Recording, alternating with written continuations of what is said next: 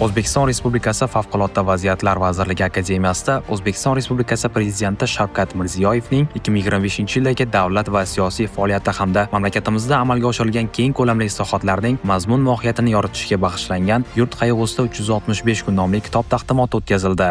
Tadbirda O'zbekiston Respublikasi Fanlar akademiyasi vitse-prezidenti, Mehnat shuhrati ordeni sohibi, tarix fanlari doktori professor Bahrom Abduhalimov hamda Yurt qayg'usida 365 kun kitobining muharriri, Yangi O'zbekiston va Pravda Vostoka gazetalari tahririyati bosh muharriri, O'zbekistonda xizmat ko'rsatgan jurnalist Salim Doniyorov qatnashdi va yig'ilganlarga kitobning mazmun mohiyati borasida muhim ma'lumotlar taqdim etdi.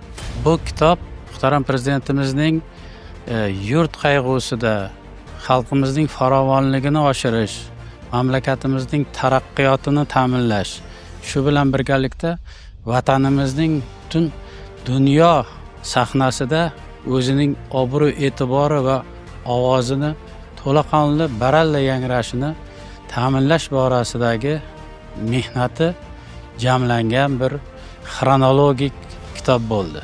25-yil aynan mana shu mamlakatimizda o'tkazilgan qator xalqaro anjumanlar, aytaylik BMTning iqlim forumi, UNESCO tarixida, umuman dunyo tarixida birinchi marta UNESCO Samarqandda o'zining demak konferensiyasini o'tkazdi. Bular ham O'zbekistonning xalqaro maydondagi nufuzi qanchalik oshib borayotganining bir dalili hisoblanadi.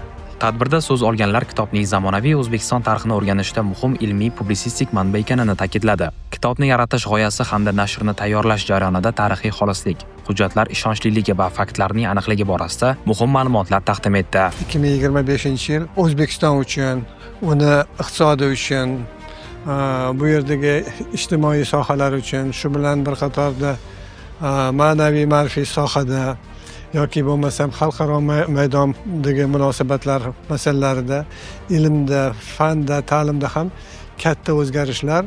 Bir so'z bilan aytganda, muhtaram prezidentimizning iboralar bilan aytadigan bo'lsak, 2025-yil mana shu mamlakatimizda tarixiy burilish yiliga aylandi. Endi bir so'z bilan aytadigan bo'lsak, bu kitob o'zini mohiyatiga ko'ra mana shu mamlakatimizda amalga oshirilgan yillarni nafaqat oddiy sonnomasi, balki ularni tahlili, mamlakatimizda olib borilgan ijtimoiy, iqtisodiy, madaniy, ilmiy, shu bilan bir qatorda xalqaro sohada ham O'zbekistonda olib borgan katta siyosatini mantig'i sifatida yaratildi.